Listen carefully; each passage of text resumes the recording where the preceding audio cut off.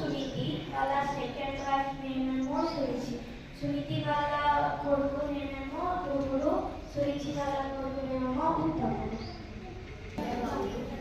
రాజుకి ఫస్ట్ భార్య పేరు సుమతి.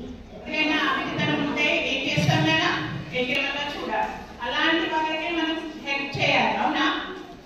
శ్రవణుడు చిన్న బాలుడైనా కూడా వాళ్ళ తల్లిదండ్రులు చూపు లేని వారైనా వాళ్ళ కోసం ఎంతో కష్టపడతాడు. శ్రవణుడు వాళ్ళ తల్లిదండ్రులు ఏ కోరిక కోరినా తీరుస్తాడు. ప్రపంచమంతా చూడాలని ఉంటుంది, తీర్థయాత్రలకు వెళ్ళాలని ఉంటుంది వాళ్ళకి. మరి గుడ్డివాడి కదా, ఎలా చూస్తారు? ఎలా చూస్తారా? శ్రవణుడి మాటను అతను వివరించే దాన్ని బట్టి వాళ్ళు తెలుసుకుంటారని. వాళ్ళకే ఇంకా ఎక్కువ నాలెడ్జ్ ఉంటుంది. ఎలా చూడగలరా? మనస్సుతో చూడగలరు. కావడిలో కూర్చోబెట్టుకొని మోస్తూ తీర్థయాత్రలన్నీ చూపిస్తూ ఉంటారు. ఎవరికి? గుడి వాళ్ళైనా తల్లిదండ్రులు. ఎవరు చూపిస్తారా? శ్రవణుడు చూపిస్తారు. అలా వెళ్తూ ఉంటే అడవి వస్తుంది మధ్యలో. ఒక అడవిలోకి వెళ్ళిన తర్వాత ఆ పేరెంట్స్కి బాగా దాహం వేస్తుంది.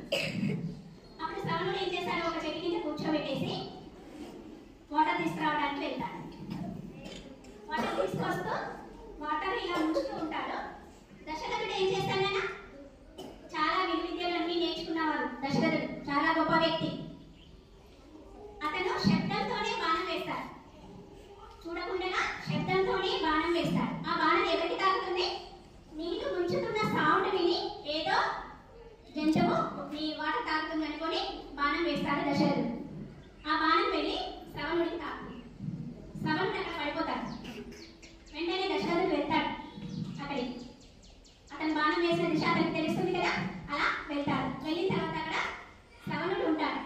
అప్పుడు అడుగుతాడు, చూడకుండా వేశాడు కదా, కావాలని చేయలేదు కదా. కానీ శ్రవణుడు ఏమి అన్నాడు, అతను అర్థం చేసుకుంటాడు. ఏం చెప్తాడు అతను? అతనికి ఏమో అయిందని బాధపడ్డాడు అతను. తన తల్లిదండ్రులు గుడి వాళ్ళే దాహంగా ఉన్నారు, నా తల్లిదండ్రులకి దాహాన్ని తీర్చమని కోరుతాడు. దశరథుని కోరుతాడు. ఆ ప్లేస్ లో మనం ఉంటే ఏం చేస్తాం? యుద్ధం. అవునా?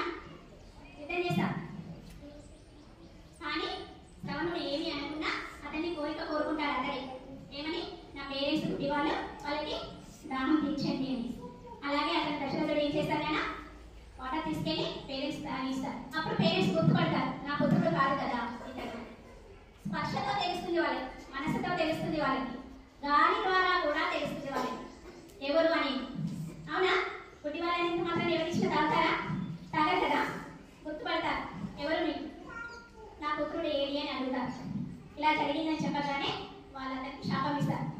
ఏమని? నీవు లాస్ట్ ఈ ఏజ్ లో, ఓల్డ్ ఏజ్ లో నేను ఎలా బాధపడుతున్నామో నీవు కూడా నీ పుత్రుడి వల్ల అలా బాధపడతామని చెప్పిస్తారు. ఎవరిని? దశరథుడి. పుత్రుడు ఏమి అనలేదు. అన్నాడా? ఏమన్నా? ఏమి అనలేదు. కానీ తల్లిదండ్రుల ప్రేమ అలాంటి. తల్లిదండ్రులు ఏం చేశారైనా పుత్రుడిని కోల్పోయారు వాళ్ళ గుడి వాళ్ళు. ఆ విషయంలో ఏం చేశారు? దశరథుడిని చెప్పించారు. అందుకే దశరథుడు కూడా చివరి మూమెంట్ లో రాముడు అడవికి వెళ్ళడం వల్ల